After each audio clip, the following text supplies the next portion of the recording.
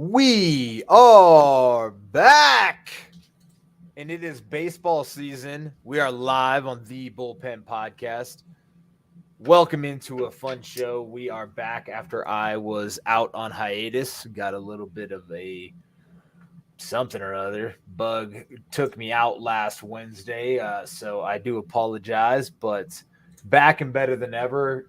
My name is Chris Krogman. I am your host with the posts on Twitter, and I am welcomed in with my main man, Adam Kunos.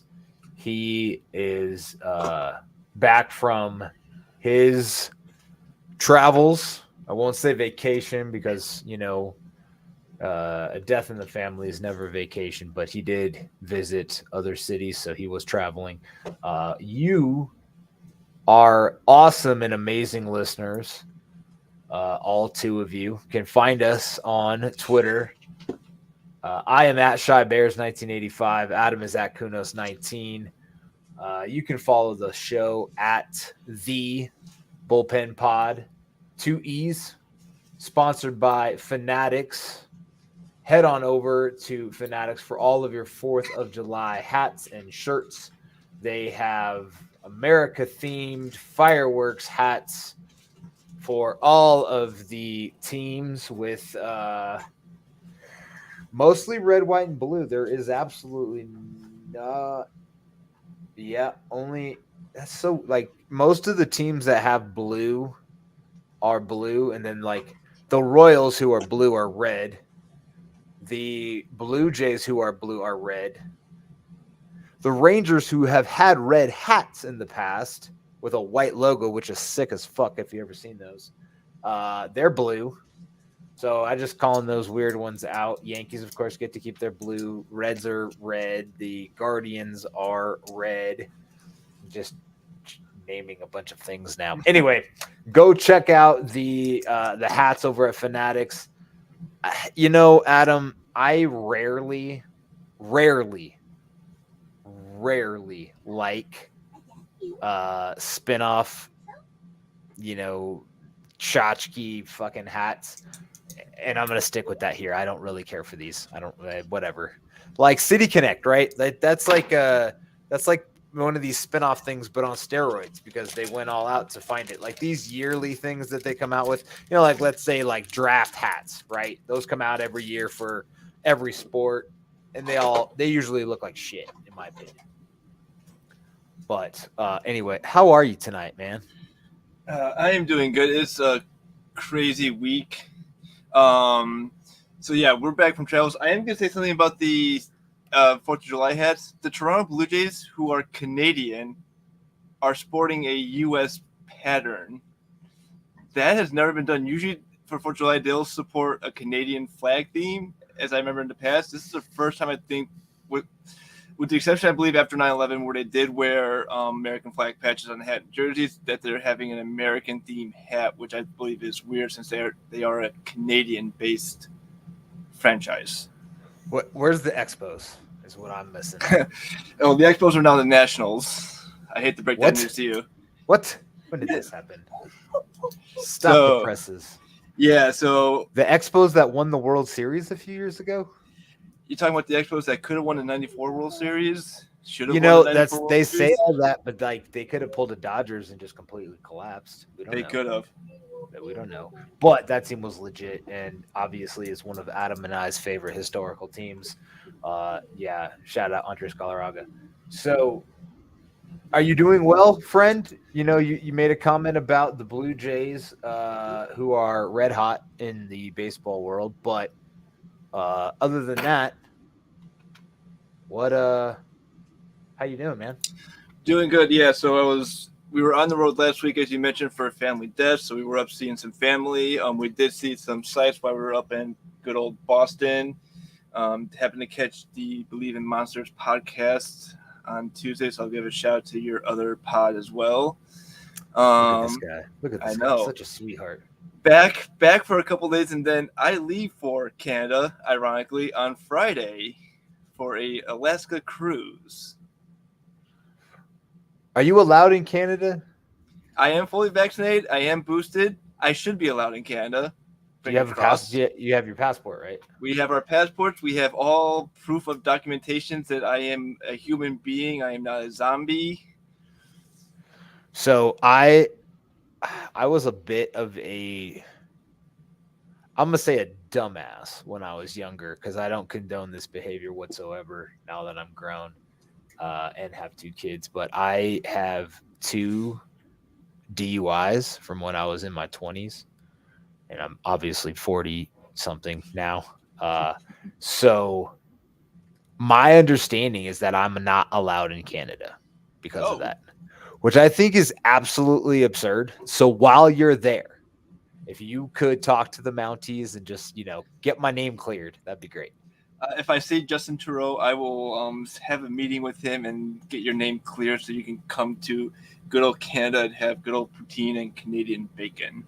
Dude, poutine with is French fries, gravy, and bacon essentially, right? I mean, Pretty I don't, much, it's pretty much bacon, gravy, cheese curds, and French fries all in one bowl, which is man. absolutely delicious. And now I want some. Damn it! That's those sweet Canadians. They're so nice, and it's Justin Trudeau that you're gonna speak with. I'm gonna write that down. Because yeah, no, I'm kidding. I know who that is. All right, well, we have missed you guys. We have missed talking baseball over the last couple weeks. Obviously, things are crazy as ever. We talked a little bit about the hats that are coming out or that are out for on Fanatics. We have a good show for you guys tonight. We're gonna kind of skip some of the normal stuff that we do with the weekend recap from 2 weeks ago because it's almost irrelevant now in baseball terms. We're gonna avoid or skip over the weekend preview for this weekend. We'll touch on some cool games, but we're not going to deep dive as much as we normally do because we'll be next week's show is going to be a little different. Obviously, Adam talked about him going to Canada. If I do a show, it will be with a random co-host if I find one. If not, then we may not post anything next week, but we'll let everyone know before Wednesday that we are not going to have a show that week. But tonight, we're going to talk a little bit about the trade deadline. We're about 6 weeks out, 5 weeks out from the August 3rd trade deadline. So we'll talk a little bit about the sellers, the bottom dwellers, the people trying to improve their ball club for the coming years. I talked to a Cubs fan online the other day because at one point the Cubs had given up 90 runs in 10 games before they beat Atlanta a couple games in a row. So that's about the time span. If you can remember when that happened, I think it was like a week, like maybe 4 days ago. And he said that they were a great tanking team.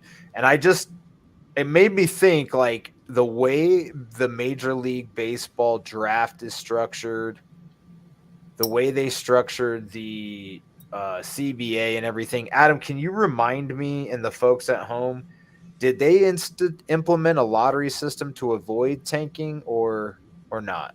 I believe they did. Give me a hot second to get that pulled up. I believe they did. So while Adam looks that up, I will go on to the assumption that they did. But either way, with baseball and tanking, I don't necessarily see the benefit based on this. About 50% of every first round major league draft pick never sees a major league field. So tanking for a guy that has a 50-50 shot of making it to the majors does not seem of any substance whatsoever. I don't understand why you would tank. I don't understand, intentionally losing. And especially for the Cubs, going out and signing Marcus Stroman, keeping Kyle Hendricks right now. I don't get it. I don't see that as a thing. Although I'm not the biggest fan of Marcus Stroman. He might have just taken what he could get from anyone and will,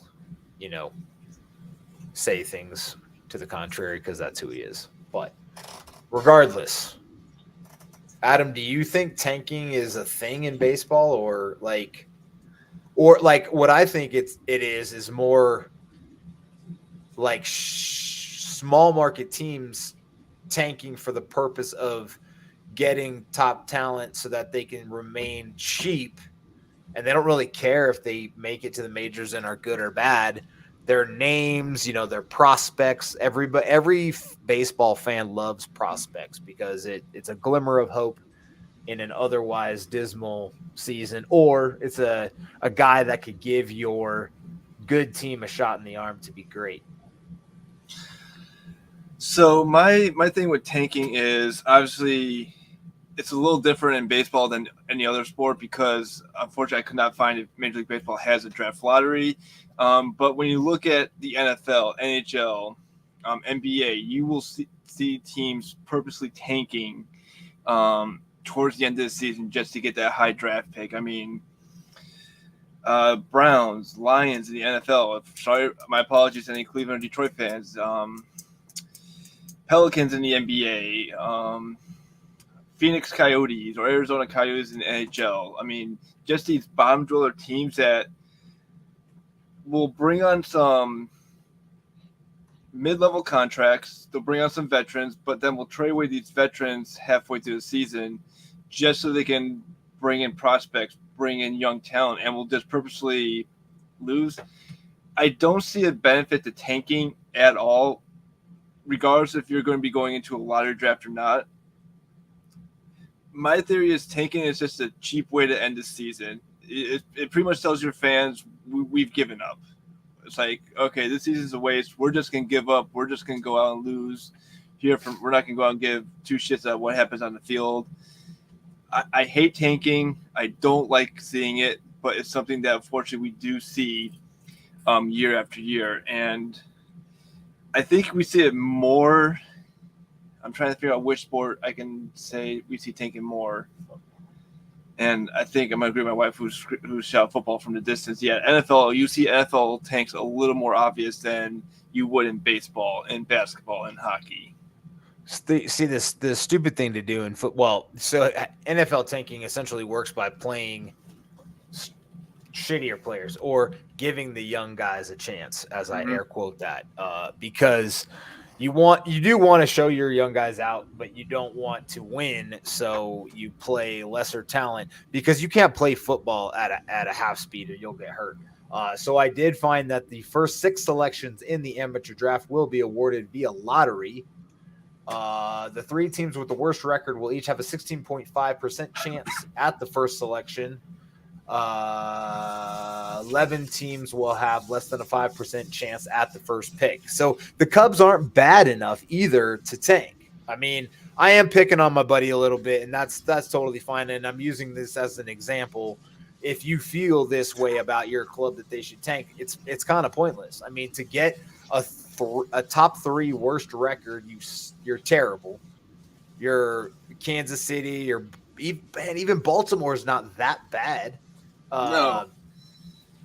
Detroit's terrible. And then God, isn't there's a team in the West that's just god awful, right? All right, so here are your 3 worst teams right now by record. Chicago has the 4th worst record, and this Chicago Cubs, I'll clarify, have the 4th worst record in Major League Baseball at 25-43. The Washington Nationals have a 3rd worst at 25-46. The Cincinnati Reds are 2nd worst at 23-44, and the Oakland Athletics have the worst record at 23-46 with a .333 winning percentage. And I broke this down by overall standings. They are 27.5 games behind the New York Yankees, who are just kicking the shit out of everyone right now, regardless of who they're playing.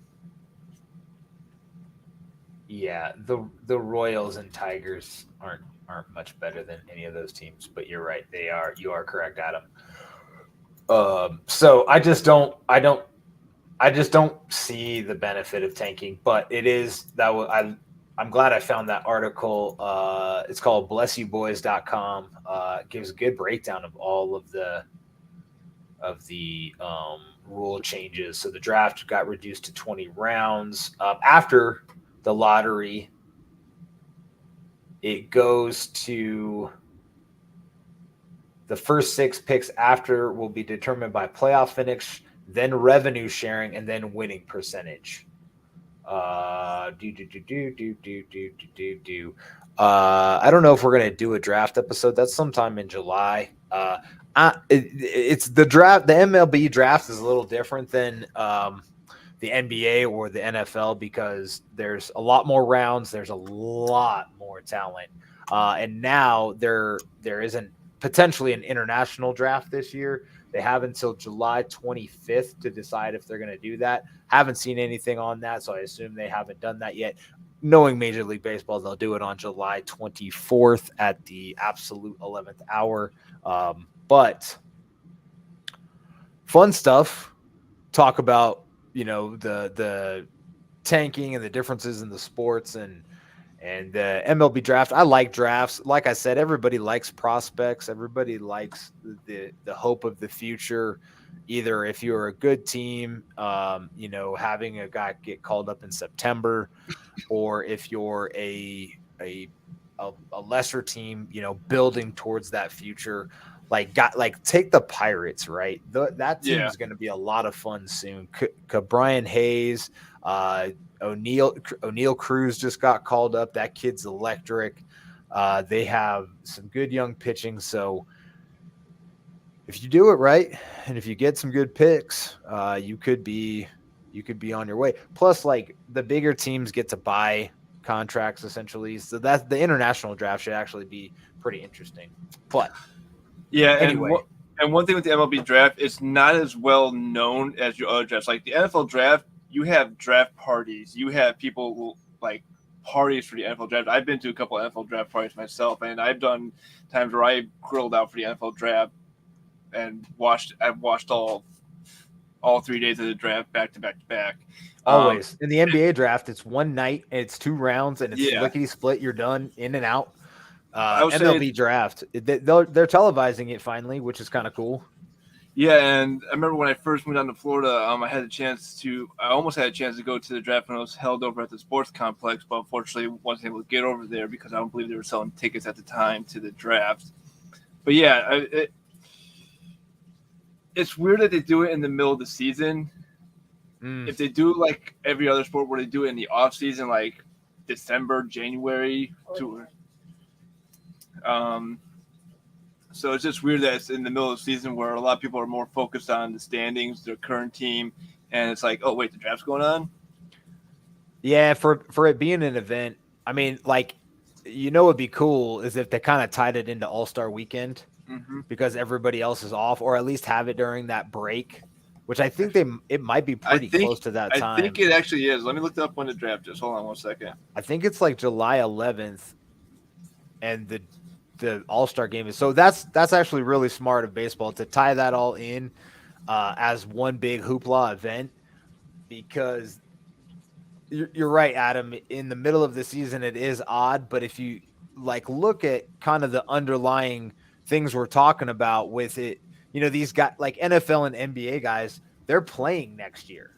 With MLB guys, 50% of them will never even step foot on a Major League Baseball field. You have guys that get drafted straight out of high school, and obviously you have that happen in basketball, or used to, but they played right away. This isn't happening in the major leagues. It's going to be a few years before these guys step foot on a Major League Baseball field. So they want to draft them as soon as they're done with their college season or high school season, get them into a Major League Baseball program, start to, get them ready and get them tenured. So it being in the middle of the season is just kind of how it works out, especially with like the way the College World Series works. Yeah, so get this. It actually does take place during All-Star Weekend. The first round of the draft begins on Sunday, so that's the end of the first half of the season. Goes to the 19th, so it's actually going to be happening in Los Angeles during the All-Star break. So it will be happening during the All-Star break. So we'll pretty much have an All-Star draft show coming up here in July. Brilliant. See, like this commissioner may not be a giant poop head. Eh, I know. eh. I whatever. All right. All right. So trade deadline sellers. We talked about some of the shitty teams in the league. Number one sellers on my list, and I pulled this off of an article from the Athletic. I love the Athletic. If you don't have a subscription, it's fantastic.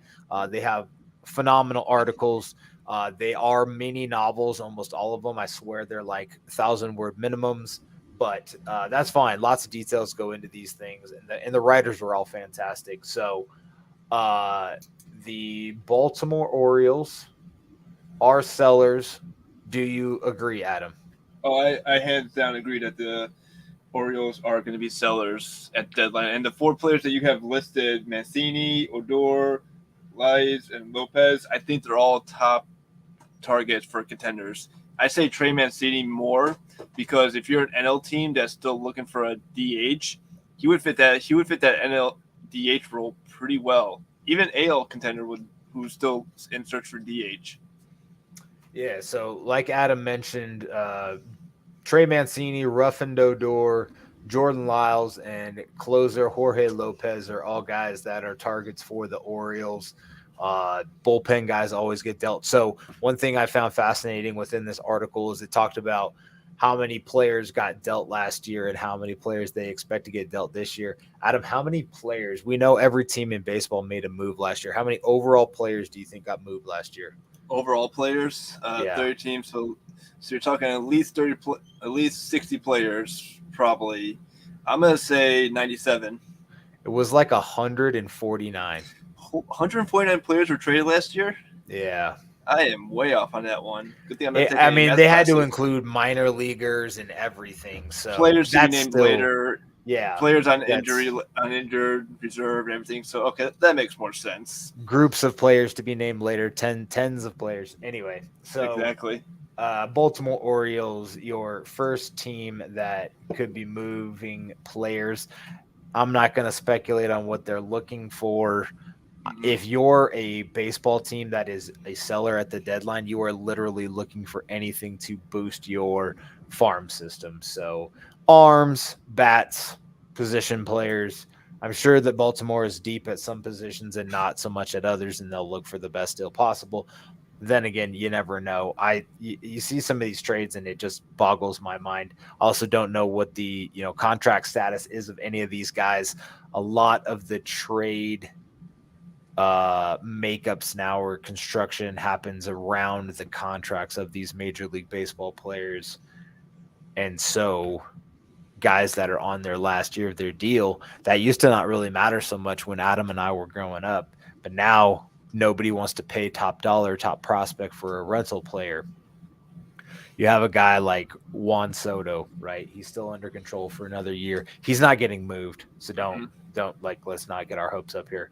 But he would fetch a just absolute haul if he did get moved. But Trey Mancini, he's a good player, but he's not going to fetch more than like probably a C-level prospect, to be honest. Moving on to the second team on the list, the Cubs, who we just talked about, have Wilson Contreras at catcher. He's probably one of the best bats out there, best catcher by far. They also have relief pitcher David Robertson. They could potentially, if they are fully ready to just rip everything apart, which they started last year. They can move utility man Ian Happ. They can move third baseman Patrick Wisdom. They could move starting pitcher Kyle Hendricks, who's a pretty big name, not having a great year, but good name. Wade Miley and also Drew Smiley. Adam, do you see the Cubs ripping this all apart, starting with Contreras? Yeah, I do. I'll throw one more player in there. Jason Hayward. He's still him and Contreras are still I think the last member standing of that 2016 championship squad. But the problem is with Hayward, he's just so inconsistent, so injury prone that I don't think a team is going to want to take a chance on him. But I can see Wilson Contreras getting moved. David Robinson's he was an interesting signing. Not having been in the league for a while, and then the Cubs brought him in. He's having an okay season. Yeah, but I mean, Kyle Hendricks and Wade Miley, I would definitely see those two starting pitchers in new uniforms come July, come August. Yeah, pitching is always a hot commodity. And speaking of pitchers, and our next team within that same division, the Cincinnati Reds, who have Luis Castillo and Tyler Mahle both having pretty good years. Castillo was injured at the beginning of the year, has bounced back and started to look pretty good. They have closer Tony Santillan, and could Brandon Drury, third baseman Brandon Drury, is having a pretty solid start to his year. One of the bright spots of the Cincinnati Reds. And then, of course, you have Tommy, don't trade players to my enemies in fantasy football, fam, or I will slap you. So if you don't get that joke, go look up Tommy Pham and Jock Peterson and the slap. It's hilarious. It's pretty funny. Yeah. So as long as Tommy Pham doesn't slap anybody, he could probably be traded too. For me, Adam, Luis Castillo is one of the top guys out there. You put that guy on a contending squad with a top-notch defense, let's say like St. Louis, he's ridiculous. I don't see them trading him in trading Castillo in division. I'm just saying St. Louis has a phenomenal defense, but I mean, we've seen stranger trades happen over the last couple of years, so it's not completely out of the picture. Yeah, absolutely not. And maybe they don't have the type of the relationship that it would matter. I looked at I was talking to another Mets buddy of mine about the Marlins, because the Mets and Marlins just played a series, and Pablo Lopez is one of the names that has been floated out there as potentially being moved if the Marlins are sellers. We don't know yet. Marlins are kind of one of those 50-50 clubs, but would the Marlins trade with the Mets? And I don't think the Marlins give two shits who they traded with. They're just trying to dump things. Like, I don't think Oakland cares if they give Houston another piece of the puzzle. They don't care. I mean, Houston's been running that division since 2017, so why not? Yeah, why not? All right, moving on to the American League Central. We have the Detroit Tigers, who are an absolute shit show. Thought they would be a lot better this year, but they have a lot of relief pitchers that could be moved. Gregory Soto, who actually has converted 10 of 11 saves, gives you a good idea of how shitty they've been because he only has 11 saves. Joe Jimenez, Michael Fulmer, Alex Lang, and Willie Peralta are all relief pitchers that could get moved, along with second baseman Jonathan Shoup and Robbie Grossman, who is a right fielder. Some of these guys could be on the injured list right now. I can't remember which team had guys on IL and not. Anyway, so Tigers, shitty. I remember at the beginning of the year, I was listening to a betting podcast or something like that, and one of the bets a lot of people were talking about was the Tigers winning more than 77 games, and that's just, yeah, that's not going to happen. No, I don't see the Tigers winning. I mean, they'll be lucky if they get 60 games under their belt this season at the rate they're playing. It's just been a completely underrated, underperforming team. Yeah, I'm looking at their depth chart right now because I know they brought over Austin Meadows from the Rays. They made a trade with the Rays at the beginning of the season for Austin Meadows, which kind of was a head scratcher at the time, but Austin Meadows currently on IL. I can see Robbie Grossman getting dealt at the deadline. I can see the Tigers pushing him at the front of the trade rumors, trying to see if they can get a top prospect back. I can see him going one of the New York teams. I don't know which New York team would take him, but I figure New York would probably be a good landing spot for Robbie Grossman. I think he would fit in well. Do you think he fit in well with the Mets system right now, Chris, or is he a little far fetched from the Mets? I mean, they do need that. I mean, they need to look at another bat, but like, what is what's the real risk reward bringing Grossman over? I mean, he's hitting 207 right now. I mean, he's got 211 plate appearances, 2 home runs, 31% strikeout rate, an ISO of 0.067. He hasn't been very good. Um, I don't see the Mets making a move for a guy that's not an elite bat. Like Contreras has been floated out there, but they're getting James McCann back this week. I don't see them making a move for a catcher and having that much money tied up in catcher because they're not going to re-sign Contreras. Um, I mean, another DH type, like we're going to talk about here in a little while. Could be an option for the Mets, but I don't think Robbie Grossman fits what they're looking for. If they're not they're going to load up on relievers and they're going to potentially look for another starting pitcher depending on like their ability to stay healthy. They should get Scherzer back this week. DeGrom looks like he's about a month out still. Um, Tyler McGill is now 2 months out. Cookie got back tightness today in his start against the Astros. So I think the Mets are going to have to look at pitching, but they have a top two offense in baseball right now, or at least in the National League. Could they add a little bit more offense? Absolutely. I don't think it's Robbie Grossman, though. Okay. I mean, I would take Andrew Benintendi from the next team we're going to talk about.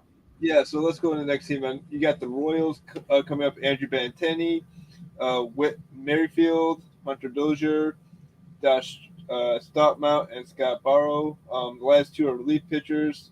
Dozier, obviously, utility. Merrifield, right fielder. Benintendi, left fielder. Those are some pretty good names that the Royals are going to potentially be shopping around come start July, in my opinion. I mean, you got two good corner outfielders who could definitely make a good impact for any contender. I would say if you're looking at like maybe a St. Louis, if you're looking for a little more outfield depth going forward. I would even look at Hunter Dozier if utility. I mean, if you're looking for a gap in a couple different places, he's definitely a good player that could play outfield, play infield. I mean, he's a good utility player, in my opinion, good, well-rounded bench player if you need that extra bench depth or cover an injury down the stretch. I agree. I think Barlow's a good addition to any bullpen as well. Royals have some pieces, like you said, and could start to turn it around if they get good prospects back. They have a good farm system. We'll see what happens there in Kansas City. Tell us what Oakland's gonna do, Adam. So Oakland, you got four players listed here: Frankie Montes, Danny Jimenez, Ramon Leonardo, and then you got infielders: Elvis Andrews, Tony Kemp, and Jed Lowry. Oakland. Okay, so Oakland did a lot of selling over the offseason. They dumped pretty much their entire roster over the offseason, and it's the roster kind of speaks for itself now, where they're sitting at the bottom of the league, potentially for that top lottery pick in the MLB draft. That won't be till next year anyway. Yeah, but I saw Oakland play this past weekend in Boston, and they were holding Boston pretty firm when it came to offense. I mean, Boston loaded the bases up twice during the game and failed to put a runner across the board. I mean, they made a little bit of a comeback towards the end, but Oakland just kind of held their own against Boston. It was like, I guess it's that rare performance that Oakland has once in a while where any given day a team that's in the dumpster can beat a good team. Yeah, I mean Oakland every now. I mean they have some decent pitchers here and there. Paul Blackburn's not bad. James Kip Caprillion or whatever his name is, he throws one every now and again. And Montas is awesome. Frankie Montas is a good pitcher. So I think he's their top weapon, and they should try and get as much as they can for him. Outside of that, some of these infielders are utility guys that are just going to be bench pieces for another team. Excuse me. Goodness gracious. But Oakland always sells every year. Yeah, even when they're contending, they somehow sell. Right. Right. Exactly. Wait, who traded for Marte last year? Wasn't that Oakland? Didn't Oakland trade for him? Yeah, they traded first for Marte last year too. So Which is weird. So who knows? Every now and again they pull some weird shit. yeah, they do. Next is a team we talked about earlier. Is the Pittsburgh Pirates, a team that I think is on the rise just with their young talent. They got coming up in their farm system. You got outfielder Brian Reynolds, closer David Bednar, and starting pitcher Jose Quintana. I did not even realize he was still playing in the major leagues. Last I heard, he was on the Angels, but I did not realize that he was on the Pirates. It's because he's just okay. He's having a pretty solid season actually for still being like 400 years old or whatever he is. But what is he now? Let's see here. Because I remember when the Sox traded him to the Cubs as part of, I believe he was part of the Eloy Jimenez deal that sent Eloy over to the South Side, if I remember correctly. I mean, he had some pretty decent seasons when he was with the Cubs and with the White Sox. Obviously, with the Cubs, they didn't get the best out of him. When he was with the Angels, he was kind of so. He's only 30. He's only 33, bro. So he's got a 3.66 ERA. He's got a 7.7 Ks per nine. That's not bad. He's got a 75% left on base rating, which isn't bad. He's got what did I want to look at? 3.91 FIP, which isn't terrible, and a 0.8 WAR, which anything over 1 for a pitcher isn't bad. So he's got a little juice left in the tank there in Pittsburgh. He could be all right. There's something here. Nope.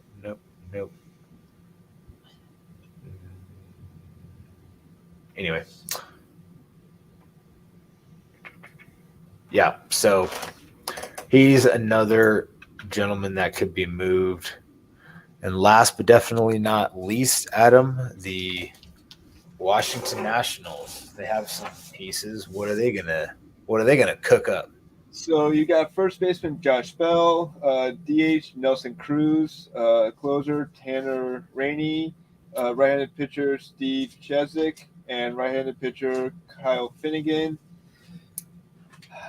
I think Nelson Cruz is the first to get moved off that team. He's still a good power hitter. He's having I believe he's having a very quiet season with Washington right now.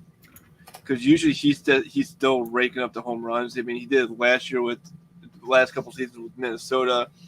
He helped the Rays definitely down the stretch, lock up the top seed in the American League. But I think he's having a down year this year. Yeah, he's hitting 250 with a 332 on base and a 383 slugging. So that's a little over 700 slugging. OPS.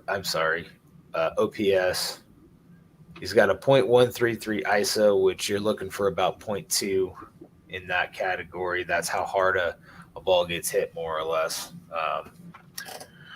7 home runs, 32 runs scored, 38 RBI. So he had 86 RBI between two teams last year, and he had 32 home runs. So if you're looking at, July 11th being the All-Star break, about 3 weeks away, he would need to hit a home run pretty much every game to stay on pace, or every other game to stay on pace.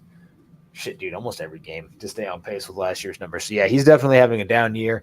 The guy I like on that list that's having a good year is Josh Bell, who, if the Mets could swing him from the Nationals, I would definitely be interested there as a DH and another bat.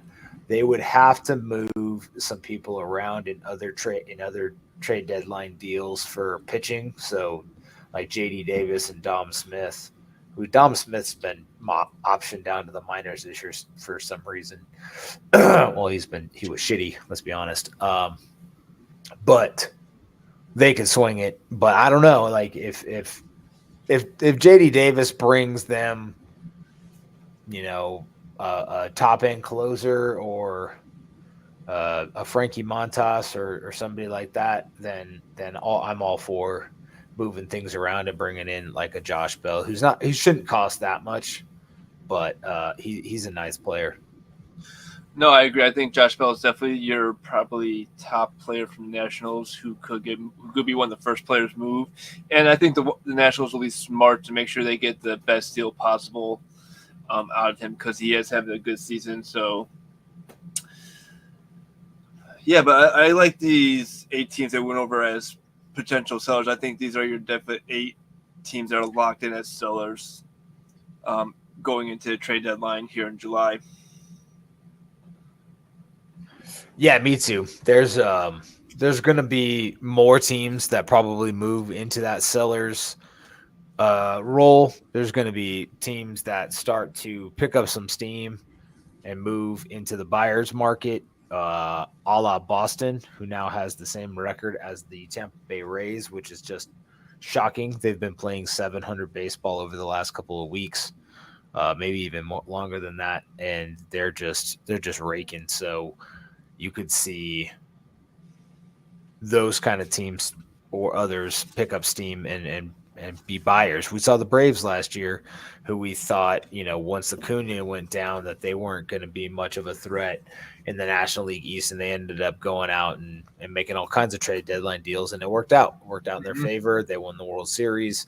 That's exactly how you want the trade deadline to go, exactly how you want it to work out. So kudos to the front office in Atlanta for having the guts and having the wherewithal to make those moves and do their thing. Absolutely. All right, Adam, you put these together, so why don't you talk about our next amazing subject? All right. So over this past weekend, the Milwaukee Brewers became the latest team to introduce their City Connect jersey, and they introduced the Brew City Connect jerseys, which if you look at our notes, I got a little description of the breakdown of the jersey. The jersey is a powder blue jersey, kind of harks back to their 1970s look. The hat is, if you look at it 2 different ways, it has the airport code of MKE along with the area code. I believe that's a 414. 414. Yeah. 414 mixed in, which I think that's a brilliant design. Mixing the airport code and your area code into a hat design, the way they integrate that, I think that's a brilliant move. Obviously, you got Brew City on the chest, which is you're pretty much a no doubter in my opinion. When you go to Milwaukee, they have a bunch of breweries up there, so obviously Brew City nickname sticks. They got the old school Milwaukee baseball mitt patch on the left sleeve. They got a grill patch on the other side, the kind of fit in with summer tailgates. The sleeves striping, take this for how you want. Sleeve striping is a poured beer with the head. So when you pour a beer, you got the foam head, and then you got the golden beer color after that. And then on the jock tag above the Nike jock tag, you got the MKE 414 stitched onto the jersey. So, my opinion, pretty clean jerseys, pretty sick jerseys. If I had to make one small recommendation, I would say match the pants with the jersey. Make it all baby blue jersey, in my opinion. So, what are your thoughts, Chris? Um, The Brew Crew stitching on the center of the jersey, I really like. The lettering, the font they chose is cool. It kind of looks like Cruise. You remember that game Cruise in America? The Yes. video game Cruise in America. Mhm. It kind of looks like that, in my opinion. I don't know why. It gives me like that 80s vibe, but it kind of seems like that's what they're going for. I know they use that same Milwaukee glove hand thing that they used in the 80s now. Like they switched off that M and went back to this. The MKE for me is just okay. I don't really care for the font. The MKE is fine, but the I don't know. The font is weird. The 414 in the background's kind of neat. I love the poured brew head. That's super dope. The yeah Coleman grill or charcoal grill on the sleeve with the steam coming off of it in the with the baseball stitching on it looks really clean.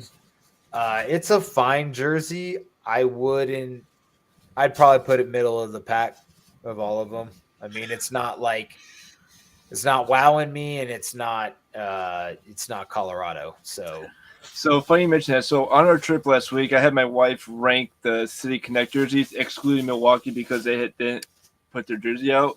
Her top 5 were the Nationals Cherry Blossom jerseys, Houston Space City jerseys, Colorado license. I'm gonna call them the license plate jerseys. That's what they are.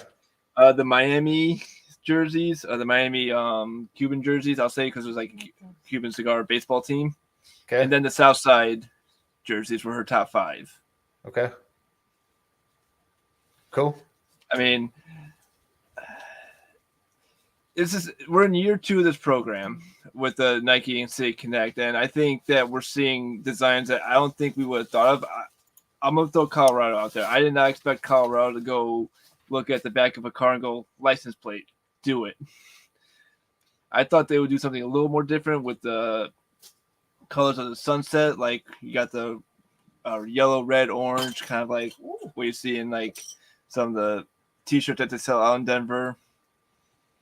I mean, you're from the area, Chris. Am I totally people there are people who love them, man. Like I'm looking at this ESPN article and they're number 1. Really? But like the first thing it says is like the fans' reception is it's been polarizing reaction. And some fans across baseball call them the best City Connect since they started doing them. Interesting. I think it's I don't know. Like so we went to the Padres Rockies series last weekend. We went Saturday night. Took the boys. That was the latest they'd ever stayed up. It was like 10:30, 11 by the time we got home.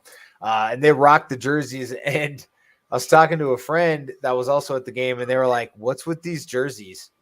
I was like, "It's our City Connect jerseys." Like, why does it look like the license plate? She's like, even the stitch on the arm is like your year and your month or whatever. I was like, yeah, that's what they are. It's the player's contract. It's the player's contract when they're going to be how many years they're signed for and the number they're getting paid. That's hilarious. But yeah, I don't get it. I mean, I don't know. Okay. To me, the Colorado license plate, I guess living here is obviously different than being from somewhere else. Maybe our license plates are just iconic like that. I don't know. I mean, every time we're on the road and I see a Colorado license plate here in Florida, they do stand out. I will say that. I mean, but for, all of us that have mixed opinions about the Boston one, ESPN's got them 5th. They have so it's the Colorado, it's the White Sox, the Marlins, the Nationals, the Red Sox, the Diamondbacks, the Astros, the Angels, Brew City or Brew Crew, the Giants, the Royals, which that one's trash, the Cubs, the Dodgers, which is so basic, and that's it. So the Dodgers are the bottom one because it's basically they took their logo and added Spanish.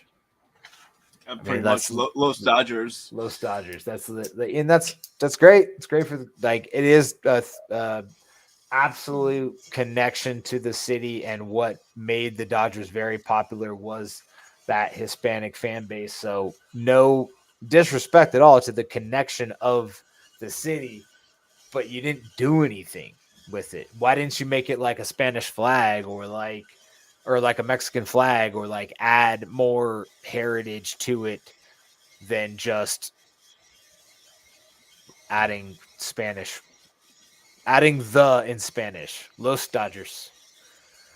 I don't know. I just don't get it. The Royals, not a fan. The Giants are basic. Brew Crew is ninth. I mean, they're not that great. The Angels one I like. The Space City one I think is better. I don't understand the Diamondbacks one. That would probably be bottom 2 or 3 for me. Boston's fine. Nothing great. The Nationals one is okay. I would love to go actually see the cherry blossoms to see how like cool that is in real life, but I don't get how the Colorado one is being ranked number 1. But yeah, the Brew Crew one is good. So what's the last one we have coming? The Padres? Yeah, so the Padres are going to be releasing their jersey in, I believe, July. I would assume they're going to go military theme with that, more a Navy theme because of all the shipyards they got out in San Diego. So July, I don't know the exact date that they'll be releasing it. So, but stay tuned. We will definitely bring you the release once it is posted. Yeah, I think that. I think you're probably. That's a good guess, man. That's a really good guess. I'm trying to think what else they could do. They could do Comic-Con. That's where Comic-Con is. Comic-Con jersey would be awesome if they did a Padre jersey in the Comic-Con font. That's something. Okay, so it would be Navy and Comic-Con. I think would be my top 2 guesses. That's actually a really good one, Chris. I mean, outside of like a beach theme, which the Angels already did, so that'd be hard to mimic. Mm-hmm. I like that. I kind of hope they do the Comic-Con one, actually. Well, I'm trying to think what like ties to the city. They could do the zoo. San Diego Zoo is world famous. San Diego Zoo is a good one.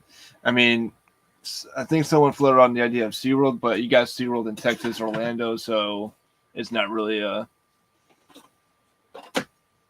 hot commodity in my opinion. Yeah, it's not a city connect. It's like that's like what I'm trying to think of is things that connect the jersey to the city. And I would say like the biggest things in San Diego. I mean, Comic-Con, that it'd be cool, but I don't think that that's going to be enough. I think the Navy, that's a good one. I mean, the Navy is a massive presence in San Diego. Massive. I agree. So we shall see what happens. So I know if you're usually a listener of this show, which I know a lot of our 4 followers are, we usually do a weekend preview, but we're going to switch it up a little. We're just going to rant and talk. And Chris, so I had the fun opportunity. My in-laws surprised me with a trip to Fenway last week. So I'm going to give you my Fenway Park experience last week. First of all, they let us slip twice. The first time they bypassed us, we're going to go see the Worcester Red Sox AAA affiliate. So I was like, okay. I looked at the team they're playing the Mud Hens, like Tigers affiliate. Yeah, they don't really got many prospects up with Toledo right now. And then when we're Wednesday, someone's like, we'll see you at Fenway on Thursday. And someone's like, shit, Adam's going to hear. I go, too late, I heard. So as soon as I knew we were going to Fenway, I started looking up the lineup, the pitching probabilities, see exactly who we're going to see. Fenway is such a fun part to be at. At the moment you step in, you're stepping into history. That is the oldest standing ballpark in North America. I mean, we had a chance to walk around the entire park. We walked up to the Green Monster seats. We walked around the entire infield area. We walked over to the outfield. I wanted to have a beer in the Sam Adams porch, but that was closed for a special event, and I could not sneak my way onto that event. Did you go to Bleacher Bar? We did the Bleacher Bar last time, so we didn't do. Last time I was there, we did do the Bleacher Bar on center field, so I at least got to experience that.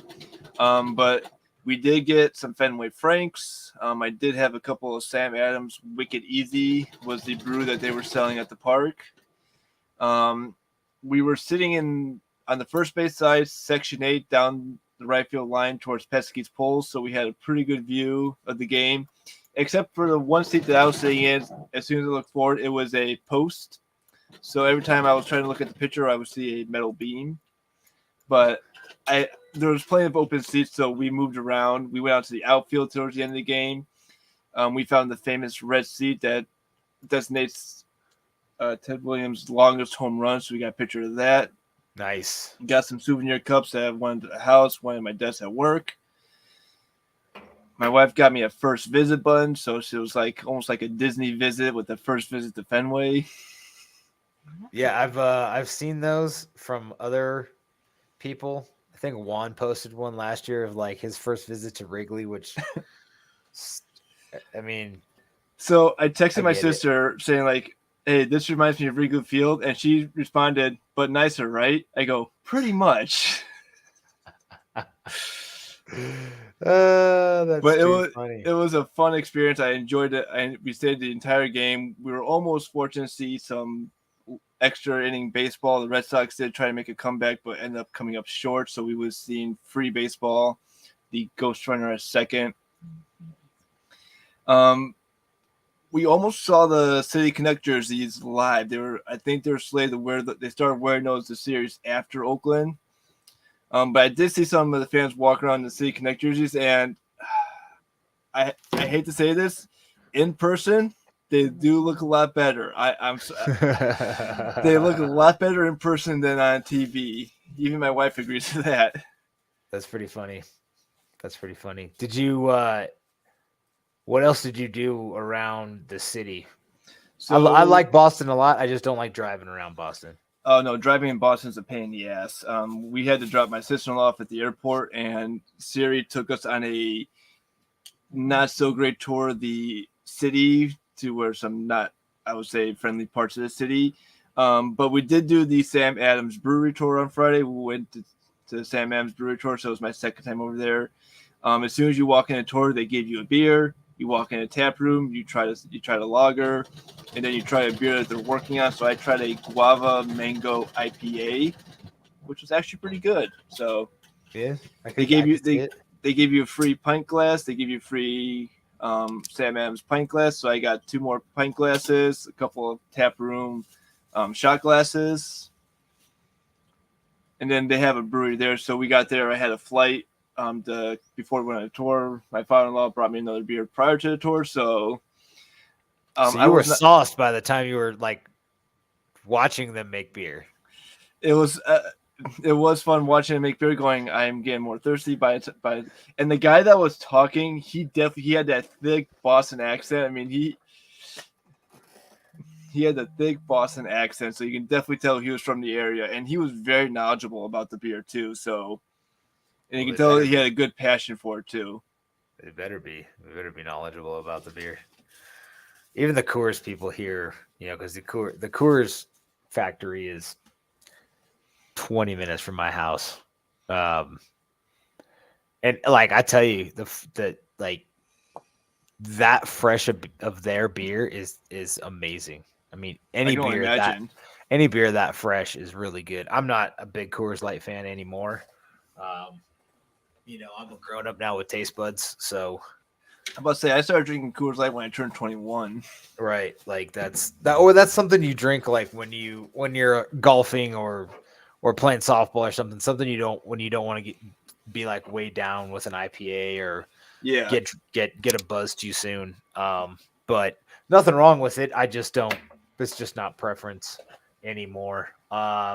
Last time I went to Boston and walked around Fenway, we couldn't go in. It was like October and Boston was not in the playoffs. So we went to Bleacher Bar, we went to Cask and Flagon to have lunch, which that place is pretty cool if you haven't been there. But yeah, glad you got to experience that.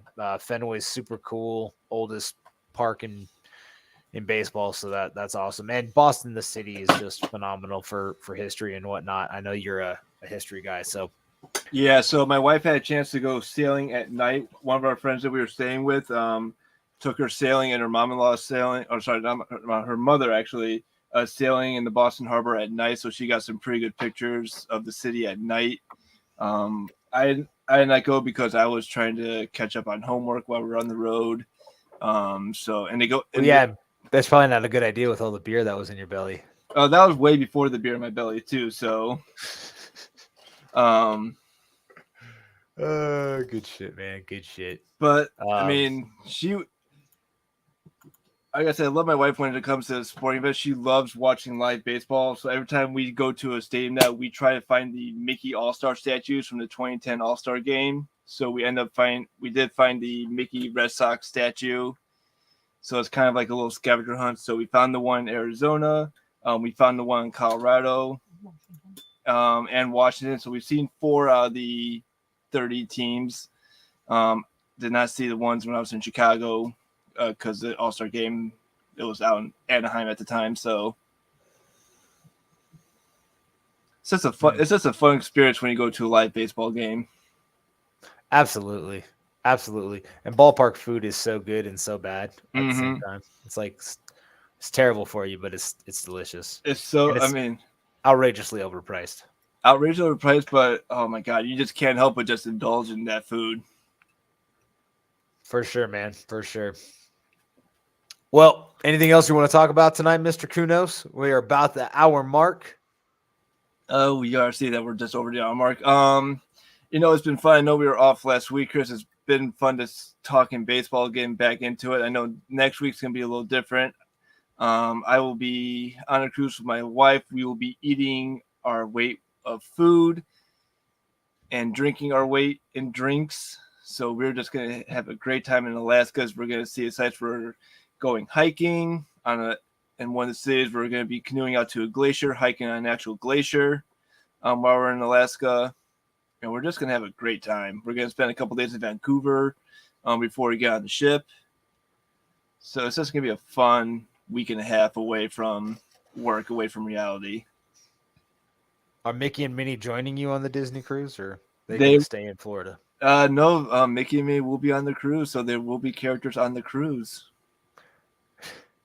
When we went to Disney World, as funny as it is, man, those character dinners or character breakfasts or whatever are some of the funniest things and some of the funnest things too. Just looking around at all the kids and their faces is just bananas. Is it a family friendly cruise or is it adults only? So I am not 100% sure. We've been watching a lot of YouTube videos, and from some adults who don't have kids say that this cruise is for adults, for families. So I am not 100% sure.